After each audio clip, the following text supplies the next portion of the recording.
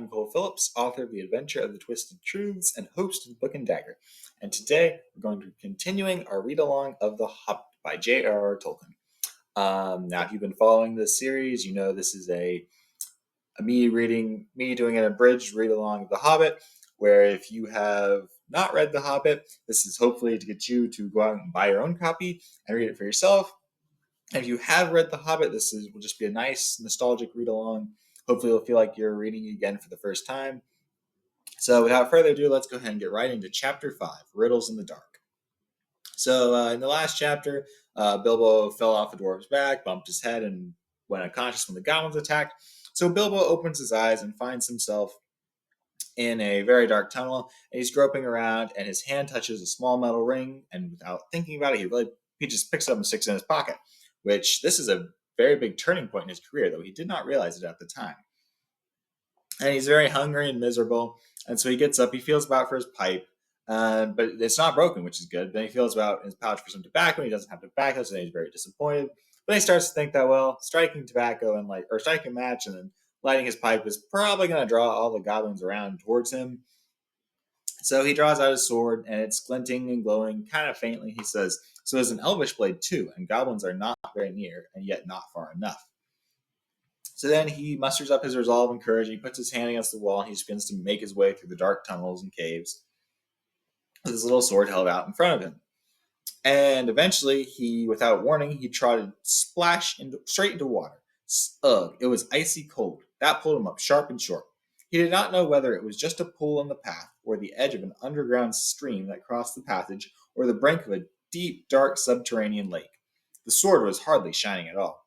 He stopped, and he could hear, when he listened hard, drops, drip, drip, dripping from an unseen roof into the water below. There seemed no other sort of sound.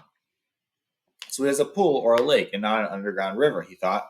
Still, he did not dare to wade out into the darkness. He could not swim, and he thought, too, of nasty, slimy things, with big, bulging, blind eyes wriggling in the water. There are strange things living in the pools and lakes in the hearts of mountains. Fish whose fathers swam in, goodness only knows how many years ago, and never swam out again, while their eyes grew bigger and bigger and bigger from trying to see in the blackness. Also, there are other things more slimy than fish. Even in the tunnels and caves the goblins had made for themselves, there are other things living unbeknownst to them that have sneaked in from outside to lie up in the dark. Some of these caves, too, go back in the beginning to ages before the goblins, who only widened them and joined them up with other passages, and the original owners are still there in odd corners, sleeking and nosing about. Now, this is, of course, a very interesting reference to in the future when Gandalf and the Fellowship of the Ring, they go to the mines of Moria. They eventually stumble upon the Balrog, who is living way deep down. But that's for another story at another time. Anyway, and it says, deep down here by the dark water lived old Golem, a small, slimy creature. I don't know where he came from, nor who or what he was. He was Golem, as dark as darkness, except for two big, round, pale eyes in his thin face. He had a little boat, and he rowed about quite quietly on the lake, for a lake it was, wide and deep and deadly cold. He paddled it with large feet dangling over the side, but never a ripple did he make. Not he. He was looking out for his pale, lamp-like eyes for blind fish, which he grabbed with his long fingers as quick as thinking. He liked meat, too. Goblin he thought good when he could get it, but he took care they never found him out. He just throttled them from behind, if they ever came down alone anywhere near the edge of the water while he was prowling about. They very seldom did, for they had a feeling that something unpleasant was lurking down there, deep at the very roots of the mountain. They had come on the lake when they were tunneling down long ago, and they found they could go no further, so there their road ended in that direction, and there was no reason to go that way, unless the great goblin sent them. Sometimes he took a fancy for fish from the lake, and sometimes neither goblin nor fish came back. Actually, Gollum lived on a slimy island of rock in the middle of the lake. He was watching Bilbo now from the distance with his pale eyes like telescopes. Bilbo could not see him, but he was wondering a lot about Bilbo, for he could see that he was no goblin at all. Gollum got into his boat and shot off from the island while Bilbo was sitting on the brink, altogether flummoxed and at the end of his way and wits. Suddenly up came Gollum and whispered and hissed, Bless us and splash us, my precious. I guess it's a choice feast. At least a tasty morsel it'll make for us, Gollum. And when he said Gollum, he made a horrible swallowing sound in his throat. That's how he got his name, though he always called himself my precious. If you know, you know. Anyway, so then Bilbo, of course, and Gollum have their famous conversation where Bilbo says, I am Mr. Bilbo Baggins. I have lost the dwarves and I've lost the wizard. I don't know where I am. I don't want to know. If only I can get away.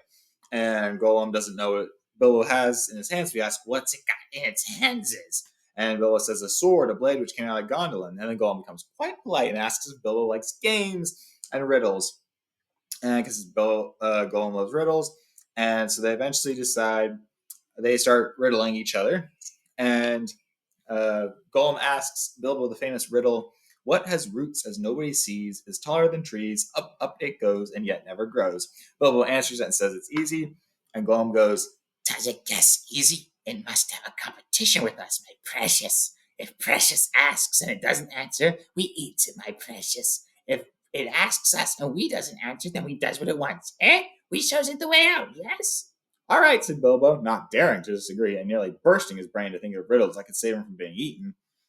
Anyway, so they have their battle of the riddles, and they go back and forth asking each other very difficult riddles, and they nearly stump each other. Golem nearly stumps Bilbo, and then Bilbo nearly stumps Golem, and a couple of them they just guess easy right off the bat. And then eventually, uh, Golem asks Bilbo a riddle, which he answers, and Golem gets very mad. And then uh, Golem eventually says, "Well, you have to ask me one," but Bilbo can't think of any riddles. So Bilbo is sitting there, scratching himself and shaking, thinking, "What do I do?" And Gollum is sitting there going, "Ask us, ask us." And then Bilbo is pinching and slapping himself, trying to think of something, and he slaps his pocket where he picked up the ring earlier. And so he's like wondering himself, "Oh, what?" So he says out loud, "What have I got in my pocket?" He was talking to himself, but Gollum thought it was a riddle, and he was frightfully upset. Not fair, he hissed. "It isn't fair, my precious, is it, to ask us what it's got in its nasty little pockets is?" Bilbo, seeing what had happened, having nothing better to ask, stuck to his question. "What have I got in my pockets?" he said louder. And then I guess Gollum says that it's not fair, but he agrees to it. And so he says that Bilbo must give him three guesses. And he guesses hands, which is wrong, because Bilbo took his hands right out of his pocket just before Gollum said that. He guesses a knife, which is also wrong, because Bilbo lost his knife some time ago. And then Gollum shrieks out, "String or nothing," which is not quite fair, working in two guesses at once, but both are wrong, so it doesn't really matter. And then Bilbo says, "Well, what about your promise? I want to go. You must show me the way." So Gollum begins to get upset, and he says, "Well, I must go get some things to help us traverse." Gollum is really actually going to go back to his island where he keeps the ring that Bilbo found because he dropped it. He didn't know he dropped it, and Bilbo picks it up. But Gollum has this ring, and it makes him turn invisible, is what the book says.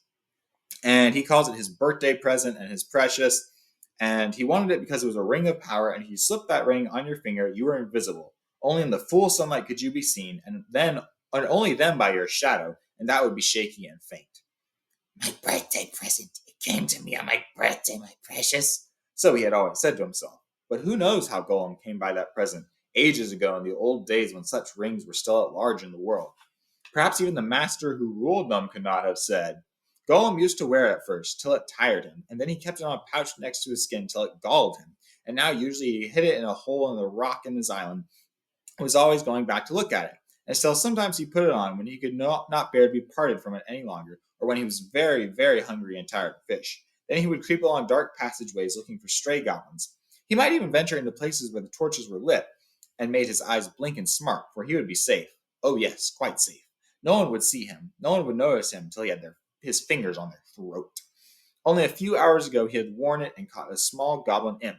How it squeaked! He still had a bone or two left to gnaw, but he wanted something softer. Anyway, so he goes to look for his ring because he wants to double cross Bilbo, but he realizes it is lost. So he begins screaming and screaming, "Where is it?" And he's jumping around looking for it. And Bilbo asks, "What's wrong?" And Gollum, he's like, "What's the matter? What have you lost?" And Gollum shrieks out, "It mustn't ask us, not its business. No, Gollum, it's lost. Gollum, Gollum, Gollum." And Bilbo's like, "Well, I'm lost too, and I want to get out, and you lost." Bilbo basically has no sympathy for Gollum at this point. And Gollum's shrieking, saying he must search for it. And then Bilbo's like, "Well, you never guessed my last question." And it hits Gollum. He's like, "Never guessed." And he's like, "Oh," he realizes, "Oh, it's in Bilbo's pocket." So he begins to jump at Bilbo, and Bilbo turns around to run. And Gollum starts shrieking, "What has it got in its pockets?" Anyway, and then Bilbo runs away, and Gollum comes running after him. And Bilbo sticks his hand well, um, yeah, Bilbo basically gets the ring on his finger, but he doesn't realize it makes him invisible. But he sticks his hand in his pocket, gets the ring on his finger, and he trips and falls. Actually, and Gollum leaps over him because Gollum doesn't see him, and so Gollum runs on, and Bilbo's like, "Oh wait, what happened?" And he realizes Gollum can't see him. He's like, "Wow, this is a magic ring. It makes me invisible." And then Gollum sits down and begins cursing and wailing about the Bagginses and saying about how Bilbo cheated in the game. But he begins to make his way towards the way out of the cave because he figures that's where Bilbo's going to go. And so Bilbo begins to sneak after him while he's wearing the ring. And then Gollum sits down in front of the door. And Bilbo's like, "Well, what do I do?" And he thinks about stabbing Gollum, but then he's like, "Well, no, I'm invisible and I'd be stabbing an unarmed creature." So he just jumps over Gollum and he begins to run his way. As he's racing past, he's still invisible, so Gollum can't see him. But Gollum could like feel him jumping over. But Gollum doesn't want to go any further because there's goblins up ahead, and Gollum doesn't have his ring. So Gollum simply screams after Bilbo, "Thief, thief, Baggins, we hates it forever." And then there's silence. And Bilbo's still wearing the ring, runs along. He finds the goblin guard post and the door that leads out. But anyway, so it finds out that the ring slipped off his finger. And so the goblins see him because Bilbo is not invisible. So the goblins all run at him. And Bilbo sticks his hand in his pocket again and slips on the ring on his finger. And so the goblins are like, "Oh, where'd he go?" And they shout, Where is it? And "Go back up the passage, and this way, that way," others yelled. "Look out for the door," bellowed the captain. Whistles blew, armor clashed, swords rattled, goblins cursed and swore and ran hither and thither, falling over one another and getting very angry. There was a terrible outcry, to-do, and disturbance. Bilbo was dreadfully frightened, but he had the sense to understand what had happened and to sneak behind a big barrel which held drink for the goblin guards, and so get out of the way and avoid being bumped into, trampled to death, or caught by fear. Anyway, so he manages to run through the door, which is open a crack, and he starts to squeeze the crack. He squeezed and squeezed, and he stuck. It was awful. His buttons had gotten wedged on the edge of the door and the doorpost. He could see outside into the open air. There were a few steps running down into a narrow valley between tall mountains. The sun came out from behind a cloud and showed bright on the outside of the door, but he could not get through. Suddenly one of the goblins inside shouted, "There's a shadow by the door! Something is outside!" Bilbo's heart jumped into his mouth. He gave a terrific squirm. Buttons burst off in all directions. He was through, with a torn coat and waistcoat, leaping down the steps like a goat, while bewildered goblins were still picking up his nice brass buttons on the doorstep. Of course, they soon came down after him, hooting and hallooing and hunting among the trees. But they don't like the sun. It makes their legs wobble and their heads giddy. They could not find Bilbo with the ring on, slipping in and out of the shadows of the trees, running quick and quiet, and keeping out of the sun, so soon they went back grumbling and cursing to guard the door. Bilbo had escaped. And that ends Chapter 5 of The Hobbit by J.R.R. Tolkien, and be back for Chapter 6 coming soon.